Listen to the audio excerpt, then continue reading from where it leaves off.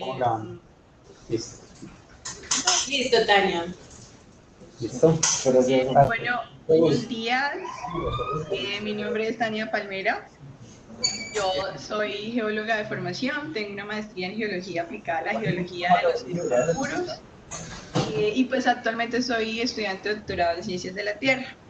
Entonces, la idea de este seminario, como parte del semillero de investigación de geología regional y geoquímica, es pues incursionarnos en lo que es la geoquímica orgánica y cómo la podemos aplicar en la geología de los hidrocarburos.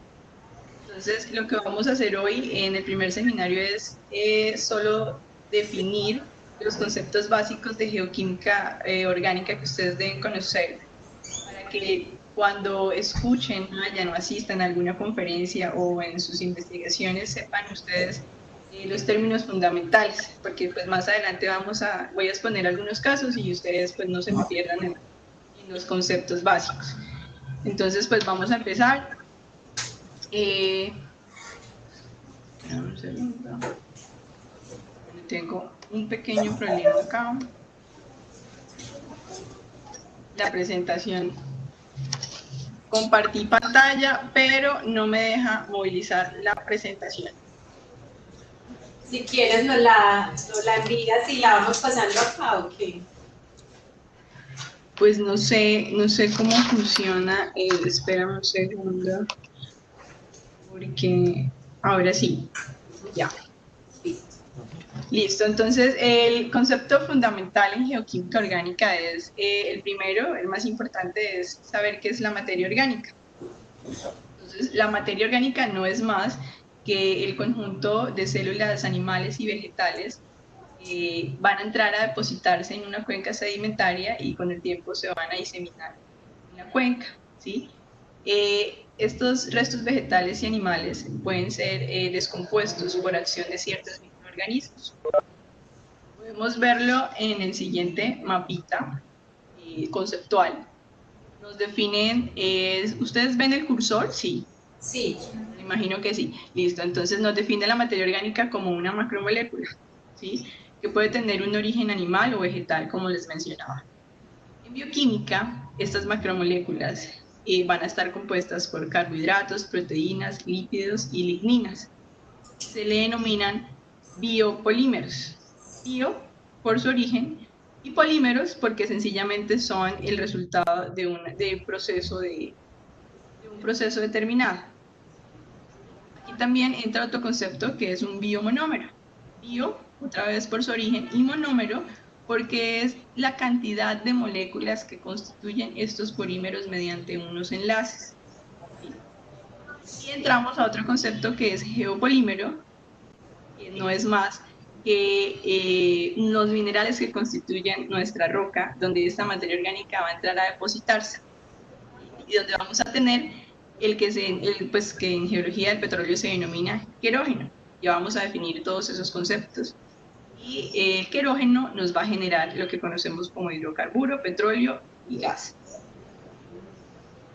Entonces vamos a definir materia orgánica desde el concepto de roca total. Cuando nosotros estamos analizando una roca, nosotros vamos a tener que esta va a estar compuesta por una fracción orgánica y una fracción inorgánica. La fracción inorgánica pues van a ser todos nuestros minerales constituyentes de la roca. Y la fracción orgánica es el concepto que veíamos anteriormente, todos nuestros restos vegetales y animales.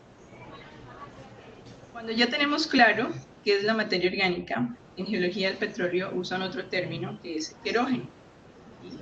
Pero el querógeno no es la misma materia orgánica original. Se le denomina querógeno cuando la materia orgánica ha sido afectada por cierta temperatura. Y dentro del querógeno podemos encontrar un porcentaje cerca del 2 al 5% de algo que denominamos como bitumen.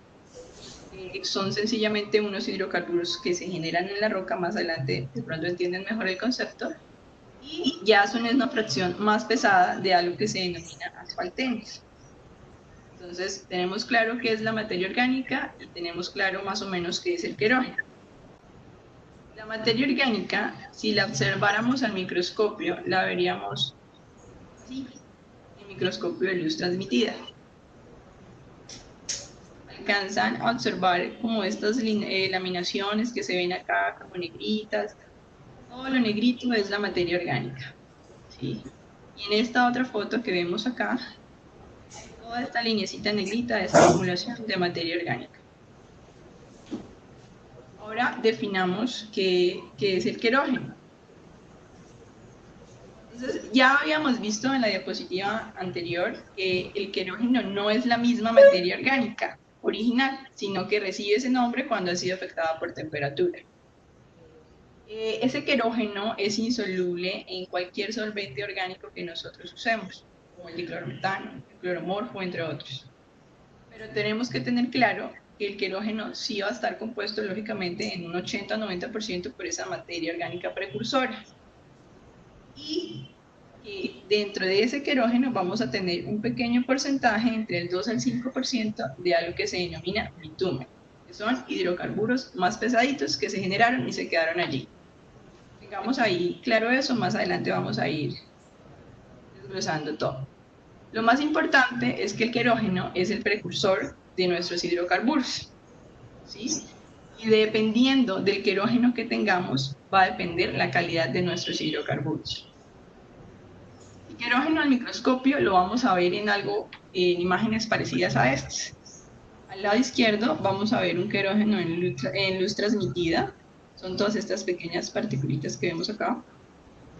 Y en fluorescencia lo vamos a ver así. Se torna como un color dorado, brillante, como si observáramos una pirita. Para hacer el análisis del querógeno, pues el análisis se denomina análisis visual de querógeno por fluorescencia.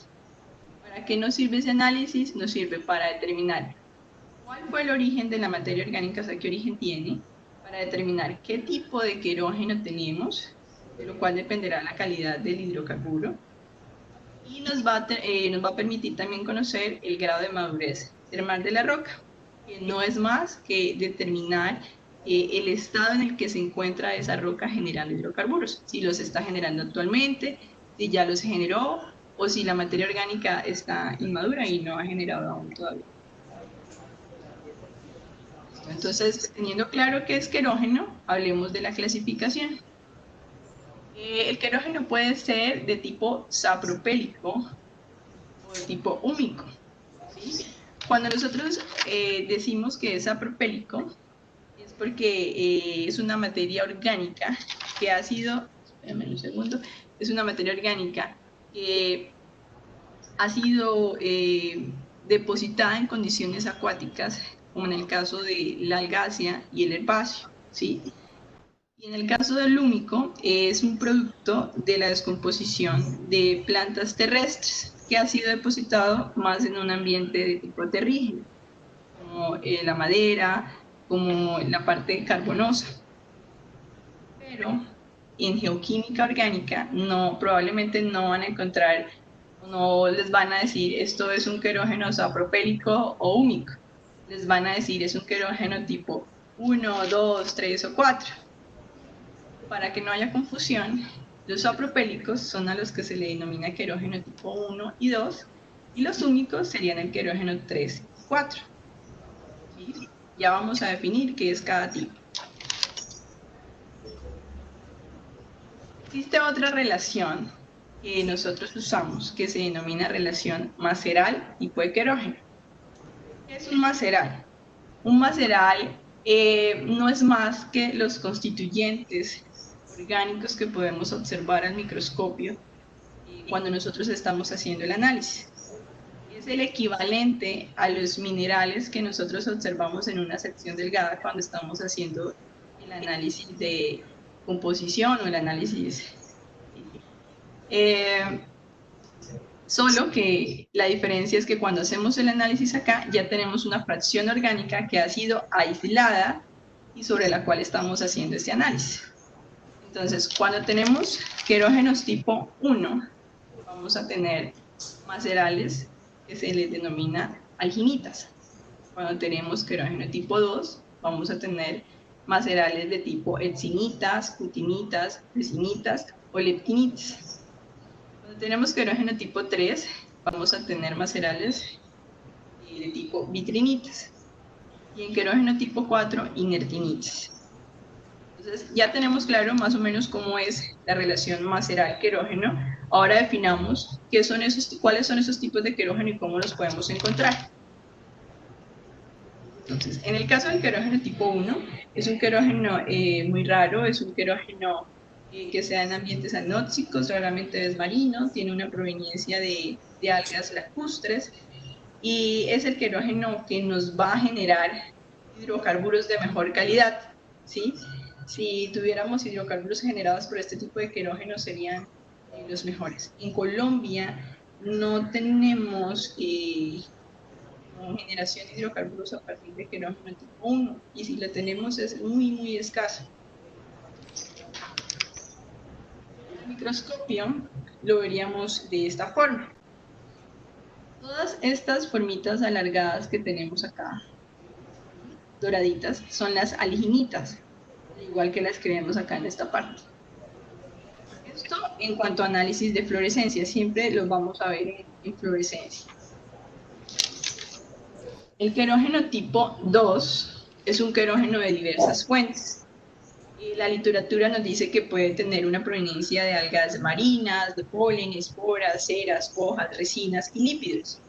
Los lípidos son como todos esos tejidos adiposos que se encuentran presentes en el cuerpo de los animales. Pero generalmente este tipo de querógeno proviene de plancton, de zooplancton y fitoplancton. En ambientes de plataforma marina y es un buen precursor de hidrocarburos, tanto líquidos como gaseosos. Acá podemos ver en la siguiente imagen cómo lo veríamos al microscopio. La imagen de la izquierda nos muestra un material algáceo con una tonalidad muy brillante. Esto es porque lo estamos viendo en luz transmitida, como cuando observamos secciones delgadas. Y en fluorescencia lo vamos a observar así. Probablemente acá hubo un mal enfoque por parte de la persona que lo estaba observando, pero él debe verse también muy brillante. Este es otro ejemplo de un material herbáceo de planticas. Es este que está aquí en el centro, que se torna más verdecito. Son estos cuadritos de acá. Ahora el querógeno tipo 3. El querógeno tipo 3, en el querógeno tipo 3 vamos a encontrar un maceral muy importante para nosotros en geoquímica, que es la vitrinita. La vitrinita nos permite determinar el grado de madurez termal de nuestra roca fuente. Es decir, nos va a decir si la roca está inmadura, si está en su pico máximo de generación de hidrocarburos, si está en el final de su ventana de generación de hidrocarburos o si ya todo se ha quemado, se consumió y está sobremadura. ¿Sí? No tiene compuestos grasos ni cerosos y pues en literatura nos dice que tiene una baja capacidad para generar hidrocarburos. ¿Sí? Pero pues en algunas investigaciones ya hemos visto que cuando se encuentra con querógeno tipo 2 y 3, el querógeno tipo 3 también ayuda mucho en la generación de los hidrocarburos. ¿Cómo vemos la vitrinita al microscopio? La vemos de esta forma. Estas son unos vitrinitas que se encuentran en los carbones de la formación Guaduas en la cuenca cordillera oriental. Por eso tienen un tamaño tan grande. Usualmente el maceral en rocas como shales y demás no son así de grandes. En los carbones son como la mejor muestra donde podemos identificarlas. Estas son de un color más grisáceo, con un fracturamiento muy característico. Es parecido como cuando observamos el cuarzo en sección delgada. Y las zonas más brillantes, de pronto no se alcanza a ver en la foto, pero estas zonitas más brillantes ya no son vitrinitas, son otro maceral que está ahí ocurrido en esto.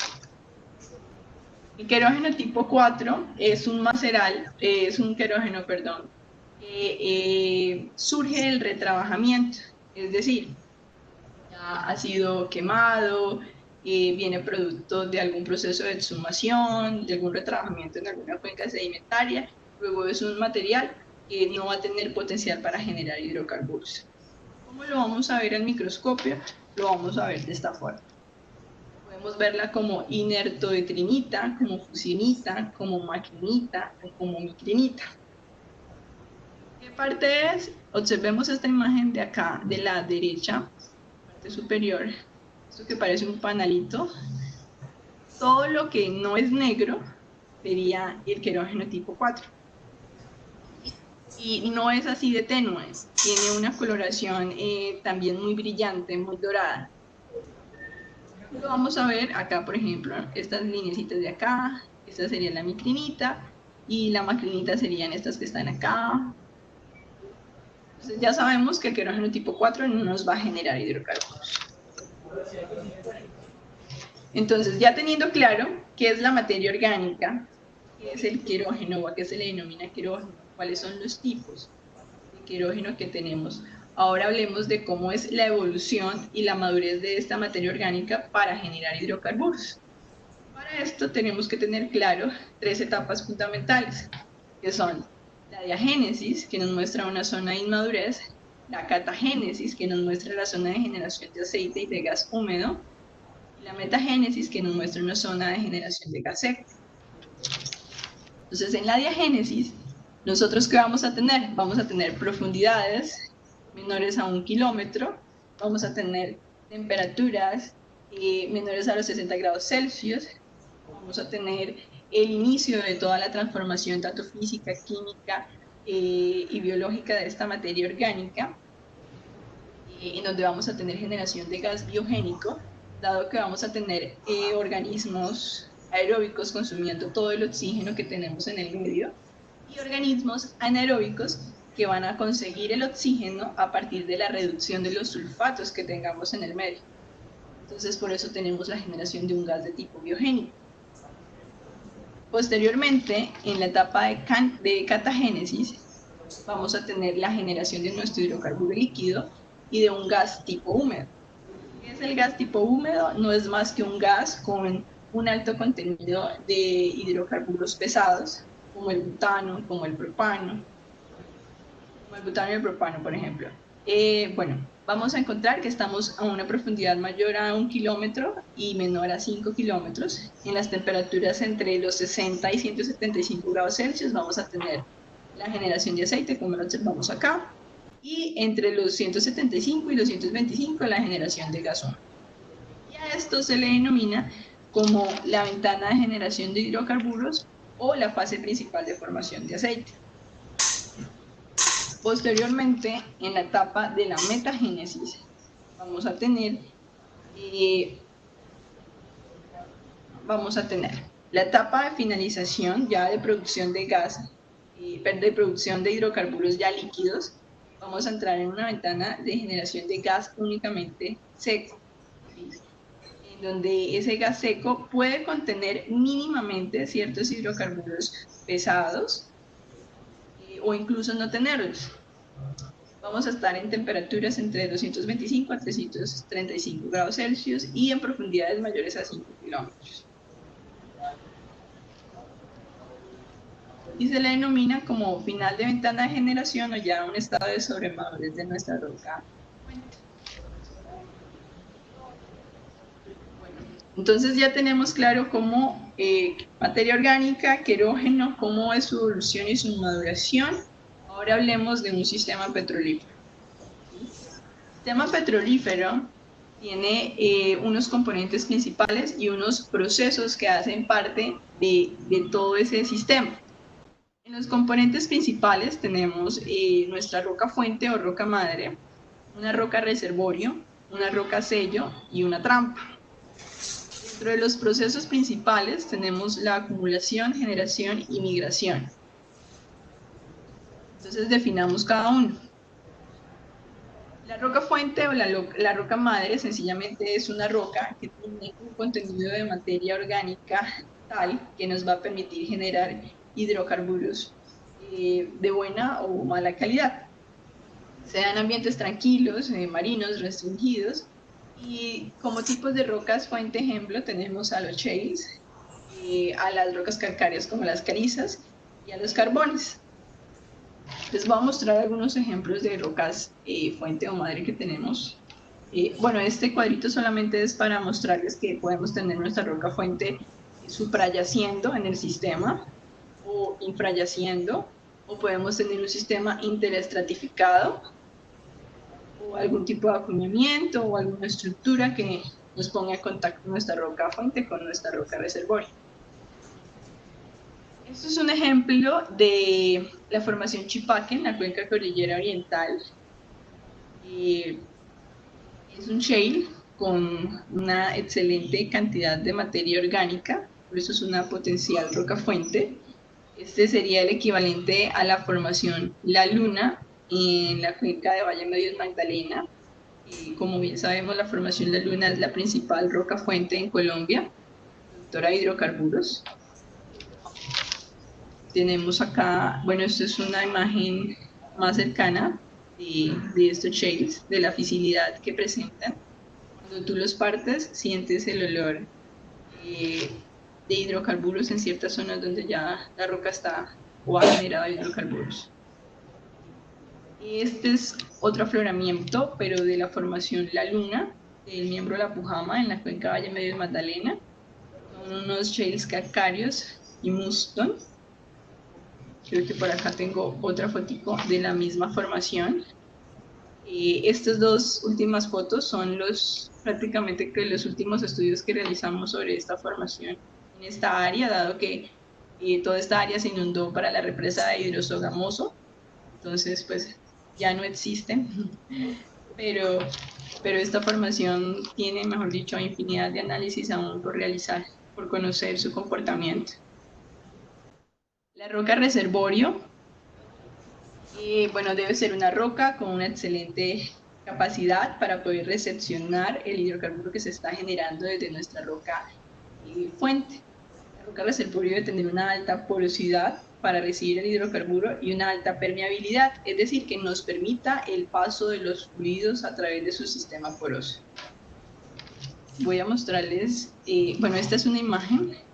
La parte izquierda sería una roca con una buena porosidad y permeabilidad, y hacia la parte derecha veríamos una roca con baja porosidad, baja permeabilidad, o sea, tenemos un alto grado de compactación en esta roca. Los ingenieros de petróleos o en la geología del petróleo se usa un término que se denomina garganta de poro. La garganta de poro, como lo vemos acá, no es más que la conexión interporal que tenemos nosotros en el sistema. Los ingenieros de petróleo lo denominan como porosidad efectiva, que es el espacio perfecto que permite la movilidad de los hidrocarburos a través de la roca, para que también lo tengamos ahí claro. Esos son algunos ejemplos de unas rocas reservorio, eso es en la cuenca Valle Inferior del Magdalena. Tenemos también acá unas areniscas conglomeráticas con una porosidad del 20%, esto es en la cuenca Caguán-Putumayo, la formación Mirador. Ya hacia la parte más sur, hacia la parte del Putumayo, tenemos unas areniscas cuarzosas masivas, pero ya con una porosidad más baja.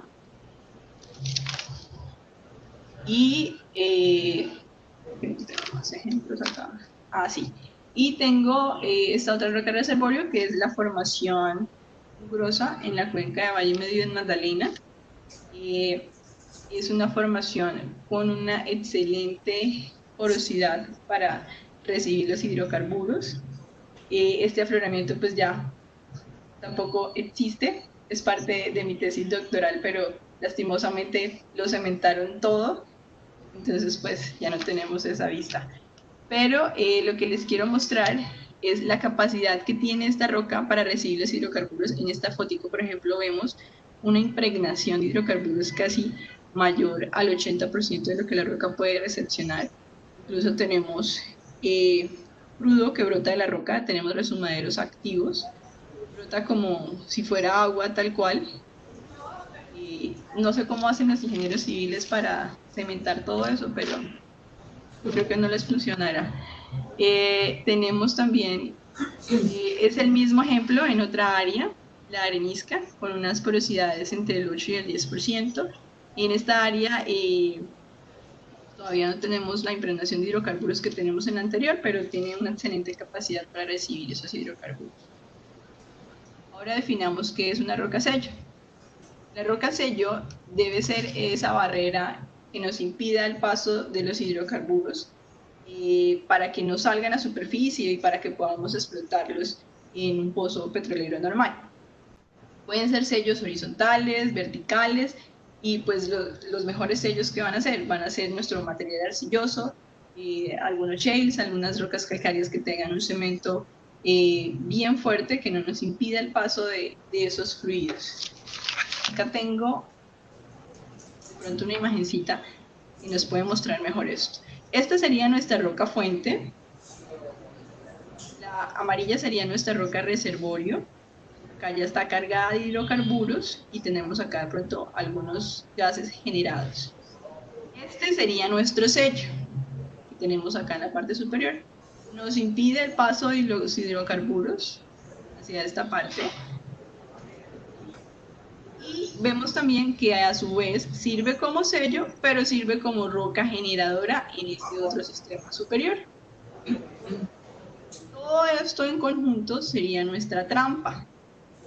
En este caso es un anticlinal. Observemos que acá tenemos una fallita que nos permitiría la movilización del hidrocarburo hacia esta parte. Hacia esta parte. Lo vamos a explicar allí más adelante. Y las trampas, pues sencillamente son los diferentes sistemas donde podemos encontrar nuestros hidrocarburos. Pueden ser de tipo anticlinales, pueden ser que tengamos un fallamiento que nos ponga en contacto el sistema que veíamos antes, pueden ser por algún acuñamiento, por alguna discordancia. Existen infinidad de trampas estratigráficas y estructurales. Entonces ya conocemos qué es un sistema petrolífero, qué procesos tenemos allí. Ahora describamos cómo es el proceso de generación de hidrocarburos. Entonces, lo primero que vamos a tener es la acumulación y preservación de la materia orgánica en una cuenca sedimentaria, ¿sí? Esta va a ser nuestra futura roca fuente, roca generadora. ¿Qué vamos a hacer con esto? Vamos a aumentar la presión y la temperatura, ¿sí? Vamos a tener un soterramiento. Entonces, esta formación quedó a una profundidad determinada y va a tener una sobrecarga de las formaciones que se han depositado encima de ella. Ese aumento de presión y temperatura va a hacer que nuestra materia orgánica, o sea, ya nuestro querógeno, porque ha sido afectado por temperatura, genere los hidrocarburos. Y estos fluyen hacia una roca reservorio en una determinada trampa. Ya sea una trampa estructural o un pliegue, que haya una fluidez en el sistema.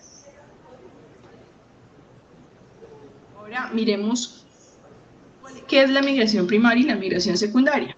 Cuando tenemos la generación de los hidrocarburos, vamos a tener un proceso de migración primaria. Es el paso de los hidrocarburos de nuestra roca fuente a nuestra roca reservorio, ¿sí? Diferente a la migración secundaria, que sencillamente es la fluidez de esos hidrocarburos desde nuestra roca reservorio hacia cualquier otro sistema. Esa es la migración secundaria.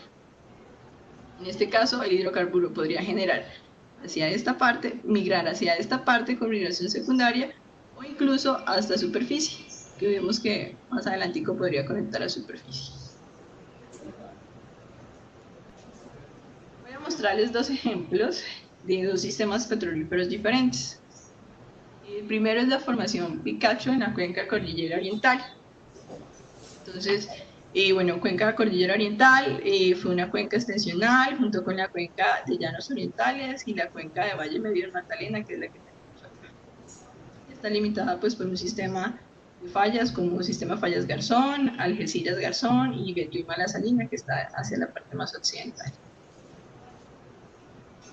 Pero ¿cómo fue el proceso de depositación de estas formaciones en la cuenca? Hacia el Jurásico nosotros tenemos acá la formación Fome, que es la formación Tibasosa, y donde estábamos en un ambiente más tranquilo, un ambiente marino, ¿sí? Ya hacia lo que fue el Cretácico inferior tenemos a la formación UNE, donde estamos ya en el final de esa etapa extensional que teníamos en la cuenca, y ya estamos en una etapa post-rift y tenemos el depósito de este paquete de areniscas que tenemos acá. Posteriormente, en el Cretácico superior, vamos a tener el depósito de las principales rocas fuentes de esta cuenca, que son la formación Chipaque, ay, el cursor se me pierde, la formación Chipaque, el grupo Guadalupe y la formación Guaduas. Estas tres formaciones y principales rocas fuentes nos dan evidencia de una máxima subsidencia que ocurre en la cuenca, ¿sí? Es decir, nos permite que esta materia orgánica llegue a la temperatura suficiente para generar estos hidrocarburos. Aquí ya estaríamos en estas tres formaciones, también tenemos evidencia del paso de un ambiente marino, un ambiente transicional marino, a un ambiente fluvial.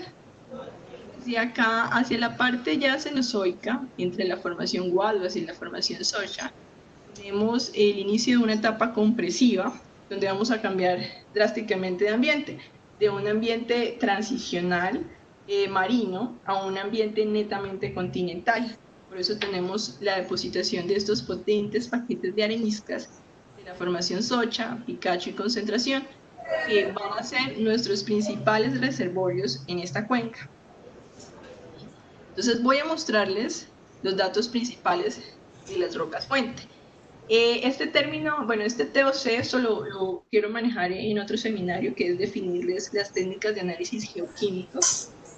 Pues el TOC es la cantidad de carbono orgánico presente en la roca, es decir, prácticamente la cantidad de materia orgánica que tenemos allí presente.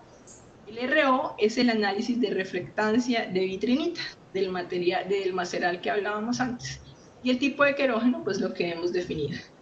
Entonces, tenemos como principales rocafuentes la formación de Titas de Macanal, la formación Gasosa, la formación Fomeque, y observemos que la formación Chipaque es la que mejores porcentajes de TOC tiene, y de RO, para generar hidrocarburos, al igual que el grupo Guadalupe. Y la formación Guaduas tiene un buen porcentaje de generación, pero pues Guaduas tiene un mayor aporte por ciertos niveles de carbones que tiene la formación.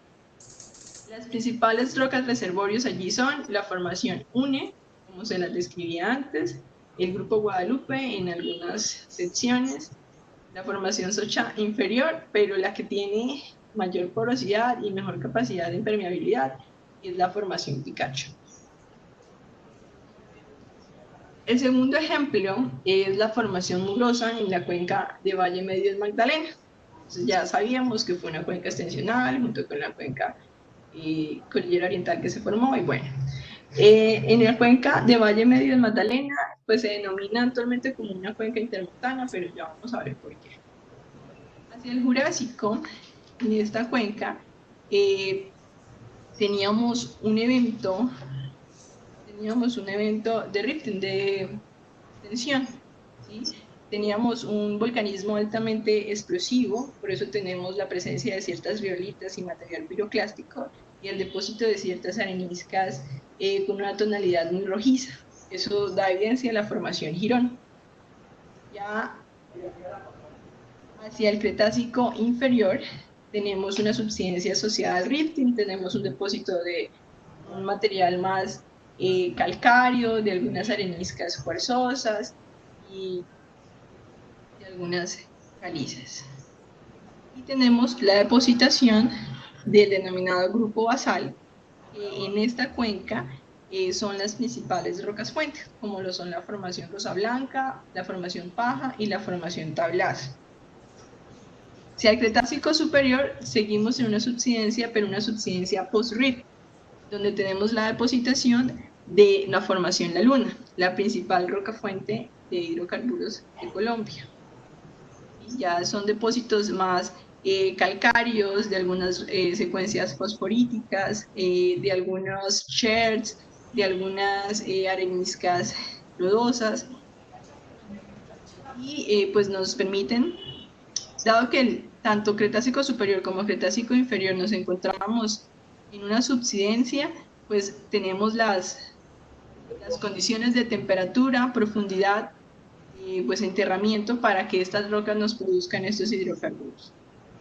Hacia el Cenozoico tenemos el levantamiento de cordillera oriental, es decir, pues todo nuestro fallamiento normal asociado a esa etapa extensional se va a invertir a causa de un evento compresivo, y tenemos pues por ende el levantamiento de cordillera oriental. Allí vamos a pasar de un ambiente, como lo veíamos, de un ambiente marino transicional a un ambiente netamente continental, y vamos a tener la depositación de nuestras principales rocas reservorios acá, como lo son la formación La Paz, la formación Esmeralda, la formación Mugrosa y la formación Colorado, que ya son depósitos ya netamente aluviales. Y la formación Real y Mesa, pues nos siguen dando evidencia de estos materiales. En verdecito tenemos nuestras principales rocas fuente y en amarillo nuestras principales rocas reservorio. Entonces son dos ejemplos de dos sistemas petrolíferos diferentes que, dadas las condiciones de la cuenca, podemos tener la máxima generación de hidrocarburos o no tenerla. Bueno, este es un ejemplito de un corte de cómo vemos en el sinclinal la roca generadora y nuestra roca reservorio, que serían a partir de esta amarillita acá hacia arriba. Acá tenemos un sistema de fallas, ¿sí?, donde el hidrocarburo podría migrar a través de este sistema y posteriormente inundar cada una de las rocas reservorio, ¿no? Entonces ya definimos materia orgánica, querógeno, tipos de querógenos, macerales, cómo es el proceso de generación, ¿cierto? Cómo evoluciona la materia orgánica, cómo se generan los hidrocarburos. Ahora, a nivel macro, estos sistemas se denominan como yacimientos convencionales o yacimientos no convencionales. Yacimientos convencionales. ¿Qué son los yacimientos convencionales? Sencillamente son aquellos yacimientos donde tenemos un sistema petrolífero como el que acabamos de definir, una roca fuente, una roca reservorio, una roca sello, donde podemos explotar los hidrocarburos de forma convencional, como lo hacemos desde hace muchos años. Hacemos nuestro pocito, encontramos una trampa y explotamos los hidrocarburos que tenemos allí presentes sin ningún problema, ¿sí? Pero ¿qué es un yacimiento no convencional? Un yacimiento no convencional son aquellos yacimientos donde nuestra roca fuente puede ser nuestra misma roca reservorio, ¿sí? Es decir, nuestros hidrocarburos se van a quedar alojados en nuestra roca fuente, y dadas las características que ella puede presentar, no va a ser tan fácil explotarlos. Por eso necesitamos el uso de nuevas tecnologías que podamos implementar para explotar esos hidrocarburos allí entrampados, como es el caso del denominado fracking, como es el caso de pozos horizontales. Bueno, hay sin número de técnicas hoy en día para extraer esos hidrocarburos allí presentes. Voy a mencionarles algunos de los yacimientos no convencionales que más conocemos, como son el gas shale.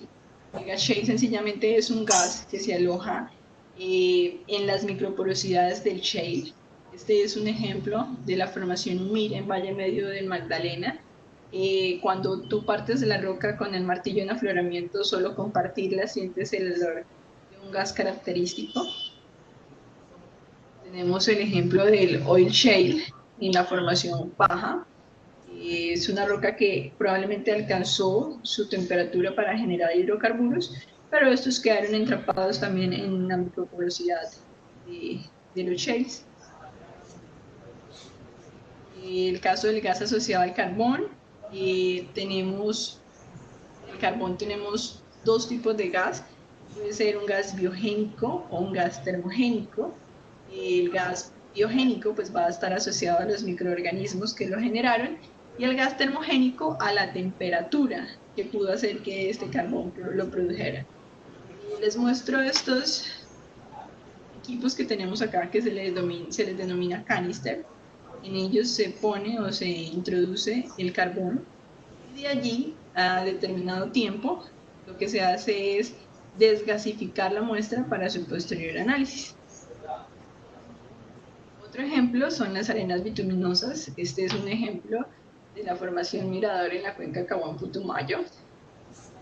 Las arenas bituminosas no son más que un hidrocarburo que se generó desde nuestra roca fuente, ¿sí? Llegó a nuestra roca reservorio, pero en su proceso de migración ha sido afectado por procesos de biodegradación, es decir, microorganismos, medios de agua, lo han afectado y lo han vuelto cada vez más pesado.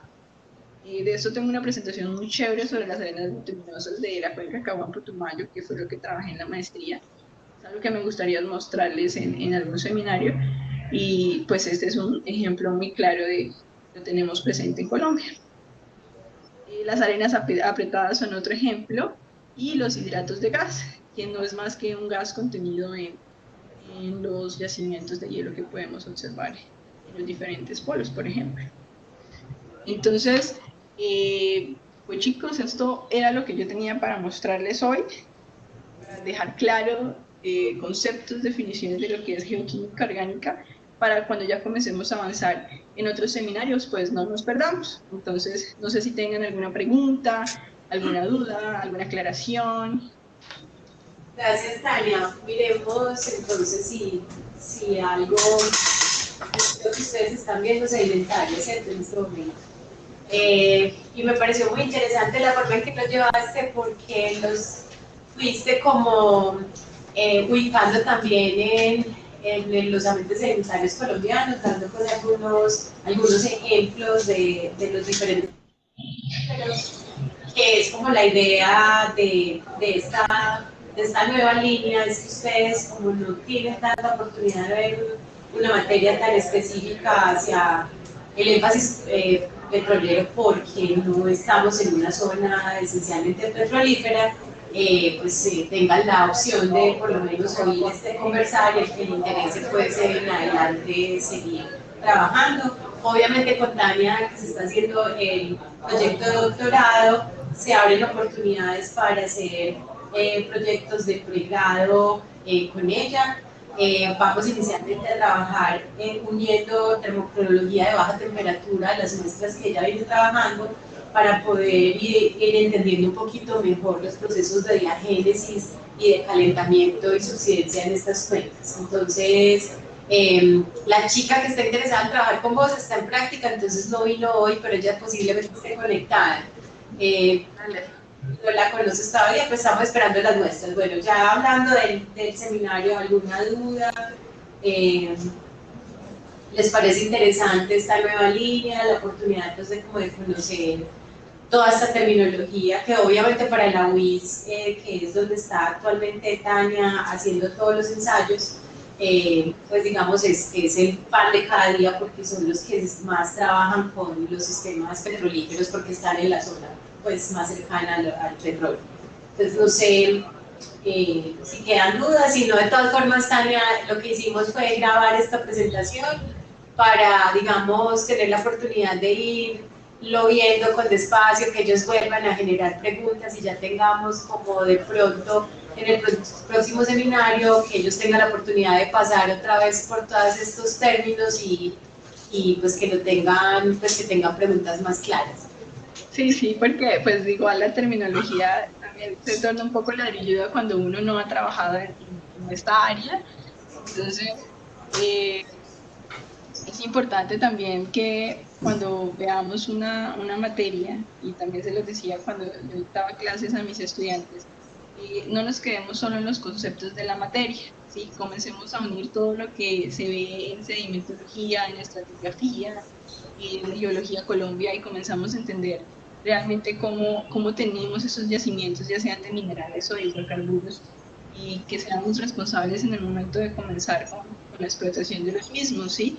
Porque irresponsablemente a veces se empieza con la explotación de ciertos recursos, sean petróleo o minerales, pero sin entender el sistema en sí, cómo está funcionando, ¿sí? Entonces eso también es muy importante, y es responsabilidad pues, también de ustedes como futuros geólogos, realmente interesarse por investigar esto antes de iniciar el proceso de explotación mineral o de petróleo. No, te agradecemos mucho, por ahora están callados, pero esperemos que nos vamos cada vez animando más. Yo te aviso entonces para el próximo seminario, que no puede ser el próximo martes porque yo me voy voy para el evento de Patrimonio Geológico en Río Claro la próxima semana. Y estamos varios del semillero allá, entonces nos veríamos en 15 días para ver la segunda fase con ejemplos pues un poco más claros de tu charla. ¿Listo? Dale, sí. Un abrazo y nos vemos. Chao, chicos. Gracias.